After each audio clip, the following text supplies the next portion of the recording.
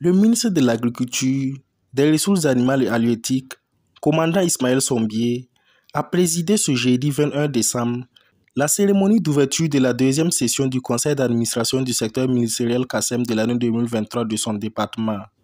Cette session, qui se tient en 2 jours, est placée sous le thème « Opérationnalisation de l'offensive agro-pastorale et halieutique 2023-2025 ». Quelle stratégie pour une mobilisation effective des acteurs publics et privés? Pour le premier responsable du ministère, ce KASSEM est une occasion pour faire le bilan de l'année qui s'achève et se projeter sur celle qui s'annonce. À ce propos, le ministre Sombier s'est réjoui des résultats déjà engrangés. Pour ce qui est du bilan de cette année, et en attendant les chiffres définitifs courant premier trimestre 2024, je voudrais féliciter l'ensemble des acteurs pour les résultats prévisionnels fort encourageants qui sont annoncés. En effet, malgré les caprices pluviométriques qui ont jalonné la campagne agricole humide 2023-2024, et en dépit de la situation sécuritaire difficile dans certaines localités, les efforts conjugués de tous permettent d'annoncer une production céréalière attendue de 5 246 405 tonnes. Une production en hausse de plus de 4% par rapport à celle de la campagne précédente.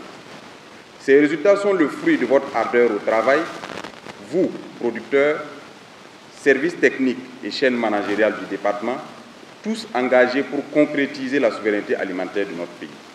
Ces résultats sont aussi à mettre à l'actif de la vision de son Excellence, le capitaine Ibrahim Traoré, et de l'engagement du gouvernement qui n'a ménagé aucun effort dans l'accompagnement des producteurs, à travers l'aménagement de nouvelles surfaces cultivables, la mobilisation des ressources en eau, la mise à disposition de semences, intrants et autres équipements agricoles malgré les contraintes budgétaires de l'heure. Malgré ces résultats satisfaisants, le commandant Ismaël Sombier a rappelé qu'il ne couvre pas le besoin alimentaire de l'ensemble des populations. Pour lui, l'année 2024 est celle des grands défis. Il a alors assigné une mission claire et précise au département dont il a la charge. La mission est claire, produire en qualité et en quantité pour non seulement combler le déficit, mais aussi assurer de façon pérenne la souveraineté alimentaire de notre pays.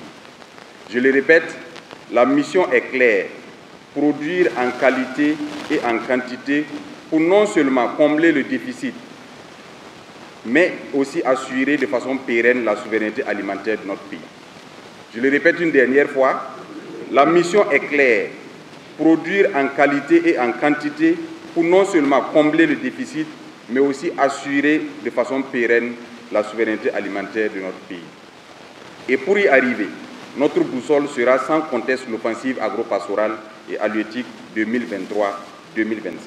Cet ambitieux plan qui vise à réduire de façon drastique, voire à inverser notre dépendance à importer des produits de grande consommation, va monter en intensité dans sa mise en œuvre au cours de l'année à venir.